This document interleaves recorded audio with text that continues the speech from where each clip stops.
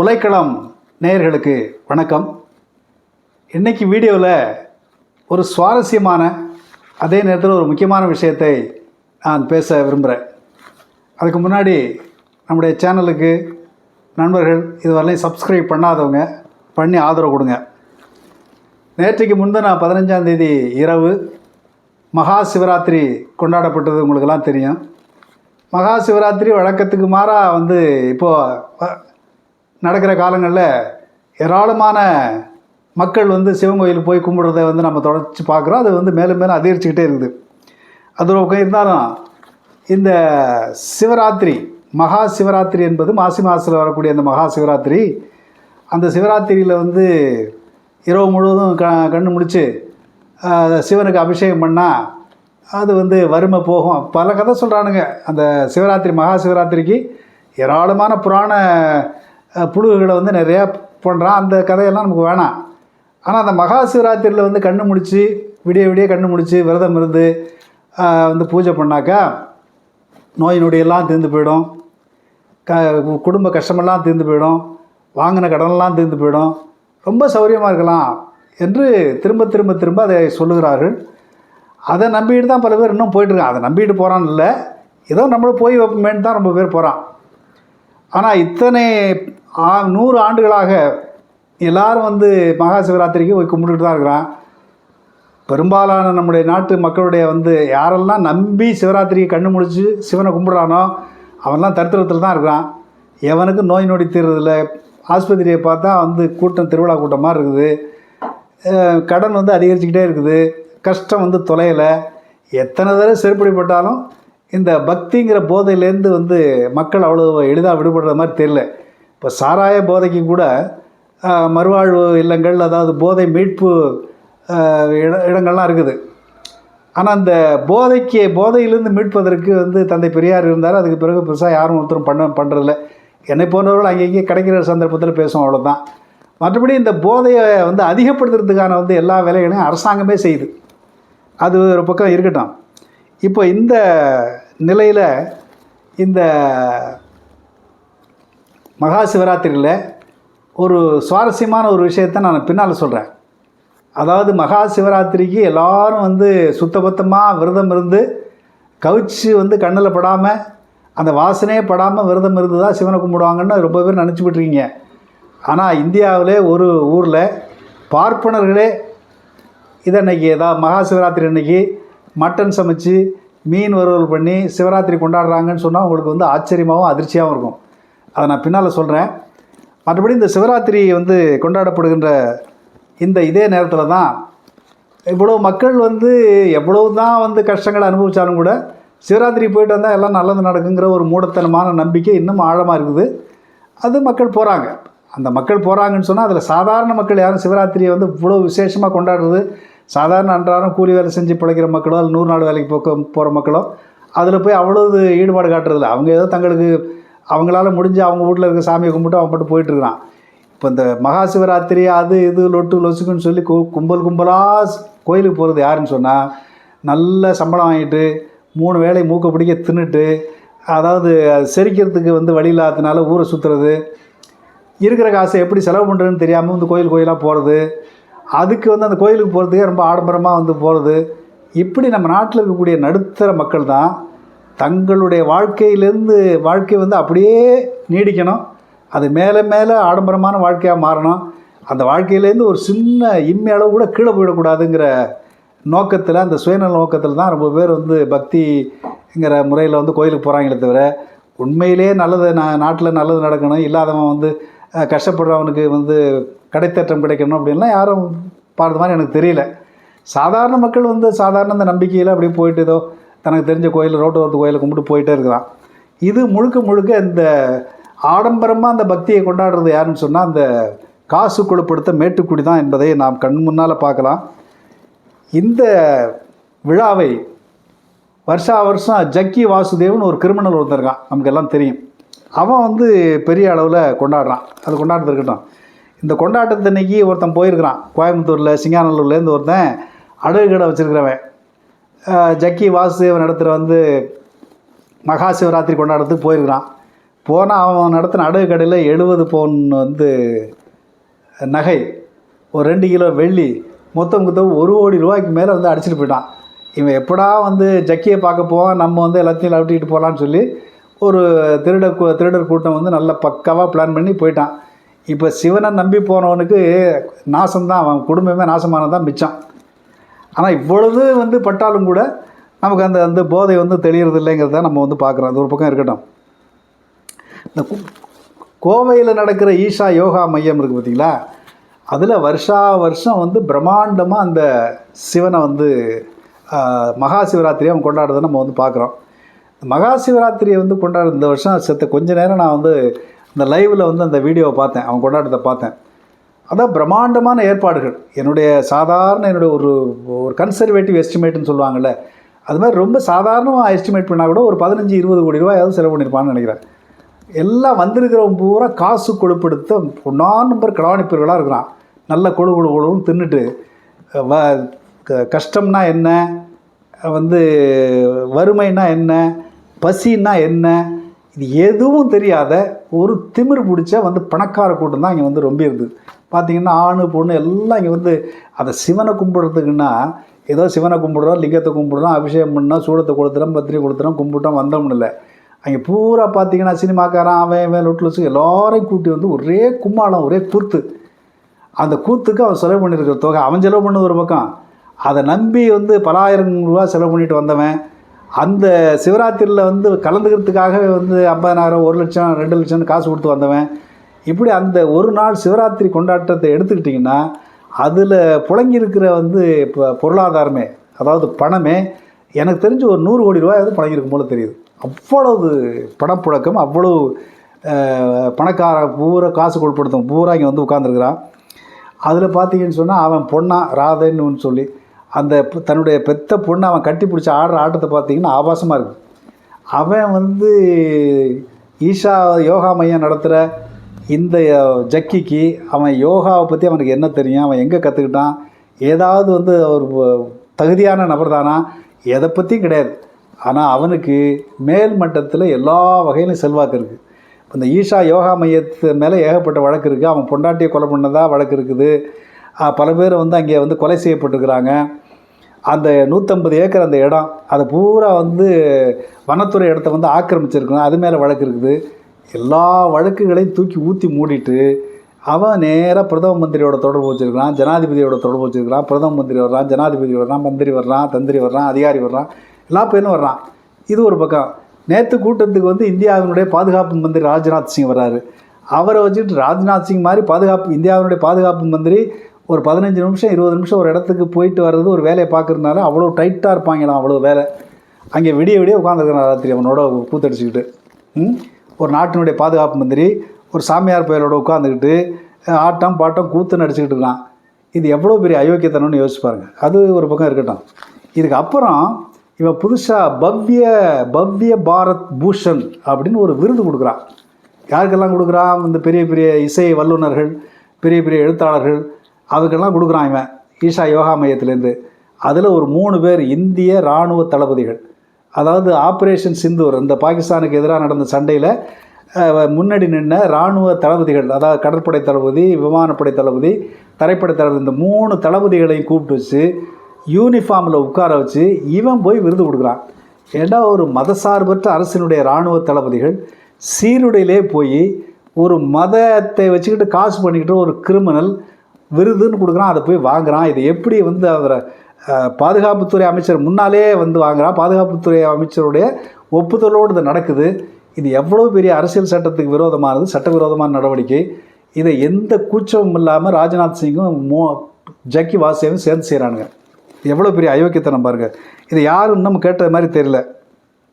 அப்போது இப்படிப்பட்ட நிலையில் தான் அவன் விருது கொடுக்குறான். பவ்ய பாரத் பூஷன். பவ்ய பாரத்னு சொன்னால் அந்த கிரேட் பாரத், மாபெரும் மகாபாரத மணி பூஷன். இப்படி ஒரு விருதை நீ எவனுக்காவது வந்து சினிமாக்காரனை கொடு, இப்போ கதை எழுதுகிறவனுக்கு கொடுத்து, நடிக்கிறவனுக்கு கொடு. ஆனால் இந்தியாவினுடைய இராணுவ தளபதிகளை சீருடையில் கூப்பிட்டு இவனுக்கு விருது கொடுக்குறானே, இதை கொஞ்சம் கூட வந்து வெக்கம் இல்லாமல் அல்லது வந்து பயம் இல்லாமல் போய் வாங்கிட்டு வர்றானே, அதுக்கு பாதுகாப்பு மந்திரியே பக்கமாக இருக்கிறானே, இது எவ்வளவு அப்போது என்ன அப்படின்னு சொன்னால், இப்போது ராமராஜ்யம் அல்லது இந்து ராஷ்டிரம்னு இவன் சொல்லிக்கிட்டே தான் இருக்கிறான். ஆனால் நடைமுறையில் இந்து ராஷ்டிரத்தை இவர்கள் இப்போது நடைமுறைப்படுத்துகிறார்கள். இந்து ராஷ்டிரத்தினுடைய அதிகாரமிக்கவர்களில் ஒருவராக இன்றைக்கி வந்து இவன் வந்து ஜக்கி வந்து அங்கீகரிக்கப்பட்டிருக்கிறாங்கிறது தான் இதனுடைய பொருளாக வந்து நாம் பார்க்க வேண்டியிருக்குது. அப்போது இந்த நிலைமையில் தான் பல சிறப்பு அழைப்பாளர்களெல்லாம் கூப்பிட்டு வந்து விருதெல்லாம் கொடுக்குறான். அதெல்லாம் தொலைஞ்சிட்டு போகுது. அதில் வந்து ஏகப்பட்ட வந்து இடங்களை வந்து இந்த இவ்வளோ பெரிய செலவு அவனுக்கு எப்படி பண்ண முடியுது? ஒரு சாமியார் இந்த ரோல்ஸ் ராய்ஸ் காரில் போடலாம், ஆடம்பரமான வாழ்க்கை, எக்கச்சக்கமாக அவன் வந்து அவனுடைய ஆடம்பரத்துக்கு வந்து கணக்கே கிடையாது. இதெல்லாம் எப்படி நடக்குது? அவனோட கூட்டணி வச்சுருக்கிற பூரா அதாவது பிரதம மந்திரி வர்றாரு, ஜனாதிபதி வர்றாரு, பெரிய பெரிய மந்திரியெல்லாம் வர்றான், பெரிய அதிகாரிகள்லாம் வர்றாங்கிறது மட்டும் இல்லை, இந்த அதிகாரிகளுக்கெல்லாம் கூட இவன் வந்து பயிற்சி கொடுக்குறான். அதாவது அதிகாரிகளுடைய வந்து மன அழுத்தத்தை எப்படி குறைக்கிறதுன்னு ஐஏஎஸ் ஐபிஎஸ் அதிகாரிகளுக்கு தான் இவன் பயிற்சி கொடுக்குறான். ஒரு களவாணிப்பையை வந்து பயிற்சி கொடுத்து அந்த பயிற்சி மூலமாக இவன் நல்ல நிர்வாகம் பண்ணுவான்னு சொல்லிட்டு அவன்கிட்ட பயிற்சி எடுத்துக்கிறாங்களே, இது எவ்வளோ பெரிய அயோக்கியத்தை. நம்முடைய அதிகாரிகள் பூரா எப்படி வந்து இப்போ திருட்டு பேர்களாக இருக்கிறானுங்கன்னு நீங்கள் இப்போ நம்ம இதிலேருந்தே புரிஞ்சுக்க முடியும். இப்போ ஜக்கி மாதிரி சாமியார்கள், கார்ப்பரேட் சாமியார்கள், அந்த ரவிசங்கர் இது மாதிரி ராம்தேவ் மாதிரி ஆட்கள் பூரா வெறும் சாமியார் பக்தி என்பதை வச்சுட்டு அவன் பிஸ்னஸ் மட்டும் பண்ணுறதில்ல. இந்த அரசியல்வாதிகள், அரசியல் கட்சி தலைவர்கள் இவர்களெல்லாம் புரோக்கராக இருந்துட்டு இவன் பண்ணுற கொள்ளையடிக்கிற காசை எல்லாம் வந்து எங்கே எப்படி முதலீடு செய்கிறது, எப்படி பாதுகாக்கிறதுங்கெல்லாம், அதாவது இந்தியாவில் நடக்கக்கூடிய அரசியலில் நடக்கக்கூடிய எல்லா ஊழல்கள் முறைகேடுகளுக்கும் புரோக்கர் வேலை பார்க்குறவன் பூரா யாருன்னா இந்த சாமியார்கள் தான். இந்த சாமியார்கள் வந்து அரசியல் கட்சி தலைவரோட மட்டும் கூட்டு வச்சுக்கல. இந்த நான் நடந்திருக்கிற அந்த வந்து மகா சிவராத்திரிக்கு அவ்வளவு செலவையும் இந்தியாவில் இருக்கக்கூடிய பெரிய பெரிய கார்ப்பரேட் நிறுவனங்கள் தான் ஏராளமாக காசு கொடுத்துருக்குறானுங்க. அவனுடைய விளம்பரமெல்லாம் அவனுடைய வெப்சைட்டில் வந்து வருது. ஆக இப்படி அரசியல் கட்சி தலைவர்கள், கார்ப்பரேட் முதலாளிகள், அதிகார வர்க்கம், இப்படி மக்கள் விரோதமாக இருக்கக்கூடிய ஒரு பெரிய கிரிமினல் கும்பல் பக்தியின் பெயரால் மக்களை முட்டாளாக்கி மக்களை வந்து சுரண்டுகின்ற இந்த தேச விரோத மக்கள் விரோத நடவடிக்கைக்கு இந்த மாதிரி சாமியார்கள்லாம் வந்து புரோக்கராக இருக்கிறாங்கிற உண்மையை நாம் தெரிந்து கொண்டால் அன்றி உண்மையான பக்தி எது, இந்த புரோக்கர் திருட்டு பேரை யாருங்கிறத கண்டுபிடிக்கிறது ரொம்ப கஷ்டம். இது உண்மையான பக்தின்னு ஒன்று இல்லை. பக்திங்கிறதே ஒரு போலித்தனமானது தான், அது போகட்டும்.